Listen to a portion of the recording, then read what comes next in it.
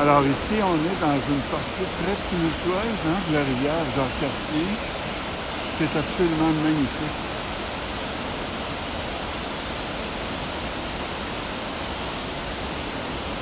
Et regardez comme la piste est invitante. C'est comme ça tout le temps. On est en forêt tout le temps. Magnifique. C'est un bonheur.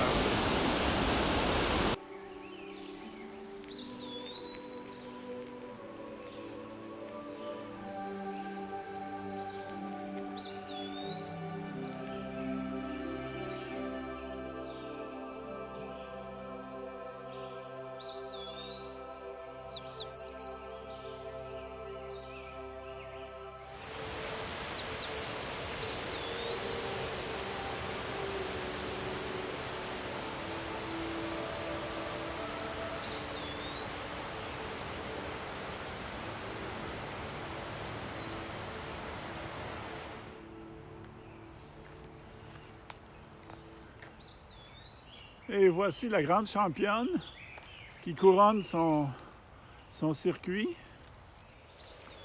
Alors, c'est toujours la rivière Jacques-Cartier qui, ici, semble se diviser en deux rivières, mais en réalité, c'est parce qu'on a une île. Et les rapides, on va voir d'autres rapides tantôt. C'est des gros rapides là-bas.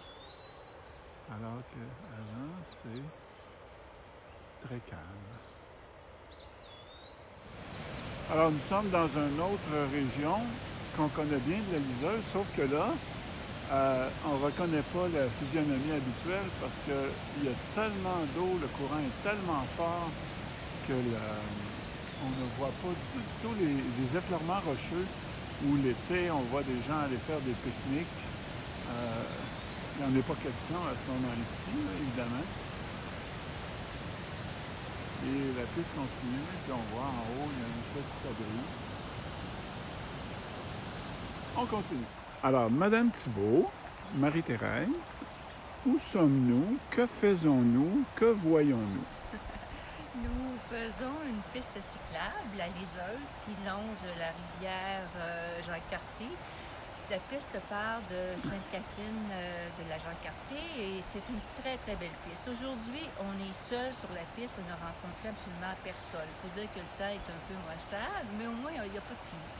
Et la rivière ici, si on regarde de ce côté-là, c'est calme, mais juste un peu plus loin, là, on voit qu'il y a des rapides. Et un peu plus loin, il y a des roches dans les rapides aussi qu'on va voir tantôt. C'est une très belle piste, une très belle expérience. En tout cas, moi, c'est la première fois que j'en fais cette année, puis ça commence bien. Et dernière question que je vais suggérer, c'est de décrire la végétation. Ça, je te laisse ça. Fais-le toi-même. Alors, nous sommes au bout de l'île qu'on voyait tantôt, qui n'est pas une grosse île. On est au kilomètre 11 de la piste La Liseuse. Et là, on voit que la rivière se déchaîne ici. Là. C'est vraiment... J'aimerais pas être en canot là-dessus, moi. Là. Ouais, Marie-Thérèse? Voyons ce que Thérèse en pense. Est-ce que Thérèse aimerait être en canot? Non, ni en canot, ni en kayak. J'aime mieux être sur la terre ferme. Et regardez qu'est-ce qu'on a comme perspective en arrière. C'est vraiment une des belles pistes du Québec. Ouais.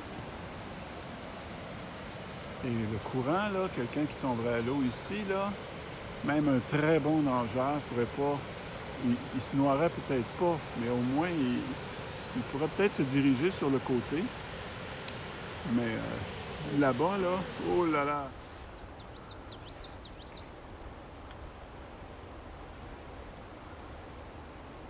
Il y a des arbres qui commencent à peine à sortir leurs feuilles.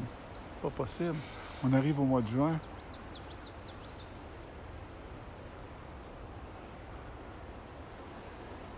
Et ici, c'est une partie calme de la rivière Jacques-Cartier, en fait, un beau miroir. On n'a vraiment pas la sensation qu'à peine à quelques mètres de l'autre côté, déjà, les rapides commencent. Et ici aussi. On s'est arrêté ici tantôt. On avait parlé d'une île entre les deux. Puis évidemment, ça diminue la largeur de la rivière, donc l'eau a à passer dans un endroit plus restreint. D'où l'apparition du courant, là, comme on voit très très bien.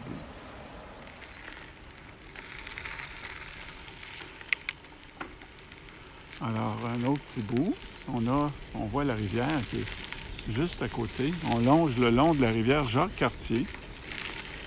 Il est toujours dans cette belle piste en grévillon qui serpente et qui en fait épouse le contour de la rivière Jacques-Cartier.